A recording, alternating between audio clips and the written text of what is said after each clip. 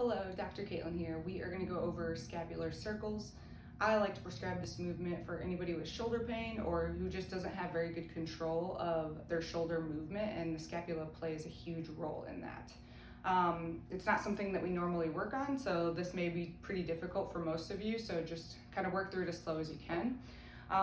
First, we're going to start at a parallel to the wall, and then I'm going to turn my body so it's at a 45-degree angle, and this is so the scapula can sit flush against the wall. So I'm going to put my arm out, and you're going to notice that with some of these movements they're going to be a little harder, so you're going to want to bend at the elbow. Try not to bend at the elbow, try to keep that arm nice and straight. And I see a lot of people try to recruit their neck muscles and a lot of their upper traps to try to do this movement, but just try to keep a nice neutral spine and just try to really just move that scapula itself.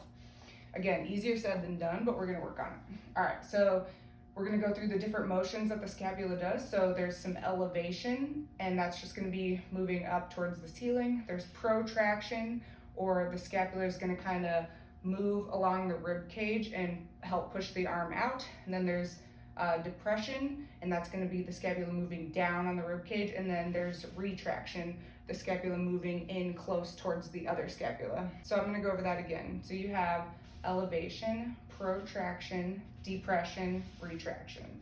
Elevation, protraction, depression, retraction. I have a little bit of difficulty going from the protraction down to the depression and even retraction. So I'm gonna move through that movement even slower and try to really control that movement so it can be nice and fluid. And then after you kind of get that down, we're gonna go the other way. And honestly, you're gonna find that you can do one better than the other, but you wanna be working both clockwise, counterclockwise on both sides, and you kind of want to find symmetry, or asymmetry rather. So you're going to try to find which shoulder can do it better than the other one, and then maybe spend a little bit more time on the one that isn't as fluid as the other. Thanks for watching.